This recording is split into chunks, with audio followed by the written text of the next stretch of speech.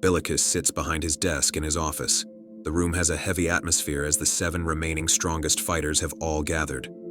The 6th and 7th ranked both seem a bit nervous as their eyes keep shifting across the room. They have never been in the same room with all of the other strongest before. The number 5, his name is Mai Tai. He is wearing headgear with a huge dumbbell hanging from a chain that is attached to it. He keeps nodding his head. He is training his neck muscles, which are already huge. The 4th ranked fighter named Tear is carrying a big boulder on her back like a packback. She seems agitated because she doesn't want to be there. Next to her is the 3rd ranked called Tarao. Her calm demeanor seems to be the only energy in the room that isn't adding to the weirdness of it all. She has 2 big gourds on her hip and a backpack that is filled with water. Across from her is Endo, who has his arms crossed and looks bored. Next to him is the strongest student in the school. His eyes are pitch black, and his aura is very dominating. His name is Sachem, and that is about all people know about him. Bilicus leans forward as he begins. The strong control the weak. They do so by manipulating the masses, controlling the flow of information, and applying pressure to those who make the rules. One of the most important tools to do that is strength. An unchallenged, unbridled symbol of strength. Without a force to impose the rules, laws mean nothing. You 10 are that strength. So what do you think happens when something breaks the symbol of strength like it's nothing? The 7 students remain quiet. Sachem is leaning against the wall with his arms crossed and doesn't feel like the question was directed at him. Mai Tai keeps doing his neck exercises. Endo, Tear, and Tarao all look at the 6th and 7th ranked to answer. The 6th is nervous because this is a lot of pressure. The rules are less scary? Bilicus hits the table in rage, and in anger screams at them. The system breaks. The 7th ranked feels like this anger is because of their actions with Demo. We were trying to show that we weren't scared of him. We would have beaten him. The 6th joins in to defend themselves. Yeah, he can hit hard enough to break the 8th. Mai Tai stops nodding his head. He just heard something interesting. He thinks to himself that Demo must hit very hard to get past reinforced muscles. The 6th continues. And he had enough speed to deal with 9th, but that doesn't make him a threat to us. Mai Tai's eyes slightly open up with excitement, as thinks that Demo is not only strong, but also has enough speed to deal with those who specialize in it.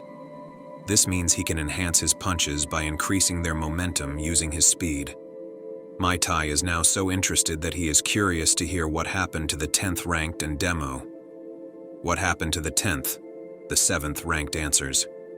He just kicked him out of the ring. Mai Tai now has a full-blown smile on his face. Demo sounds like a real fighter. Bilicus, however, isn't entertained in the slightest. We can't afford to lose more of you. Avoid fighting Demo at all costs. The 7th ranked doesn't seem too pleased with this arrangement. We already challenged him in public. We can't back down now. Bilicus rubs his face in frustration. You damn fools couldn't even wait. Demo isn't normal. We need more information on where he is from and what he is. The 6th ranked smirks as he doesn't agree. We have our own ways of fighting. It doesn't matter who or what he is. A vein pops up on Bilicus's forehead. You think your little poison and gas tricks will work on him? The 6th and 7th are shocked. They both take a step back because they didn't expect anyone to know their secrets. How? How did you, Endo looks at the 2 surprised rankers with a sarcastic look on his face. Everyone knows. You guys kill everyone you fight. But everyone you fight is sick or weaker than they should be.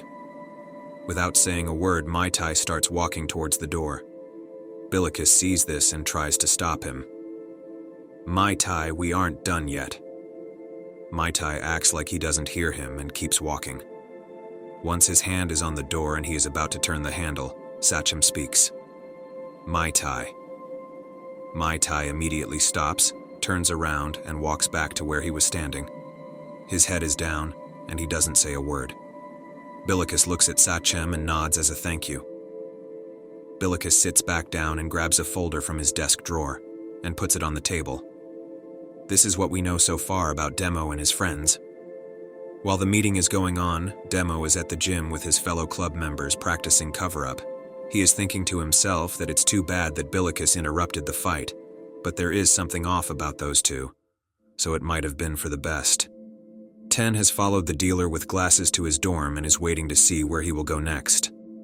Braverte and Pulmo are at the main school building. Braverte is having tea with another teacher. Braverte sips his tea as he starts. "How is your daughter?" "She is doing good. Ever since you saved her, she has been a lot more focused on becoming stronger and her studies. Being helpless can affect people in different ways. I'm glad she didn't lose herself in fear." "Me too. Being able to defend herself has given her a lot of confidence she seemed to have lost." Bravert smiles and puts down his tea. "I need a favor." The teacher slightly shakes his head and has a worried look on his face. "Bravert." The teacher then starts looking around to see if anyone is listening to them speak.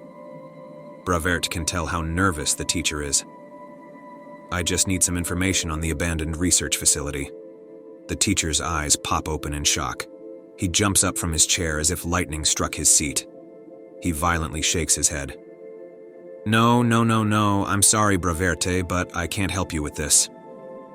Braverte looks at the teacher with some surprise on his face as the teacher starts walking away at a very fast pace, leaving Braverte alone in his chair.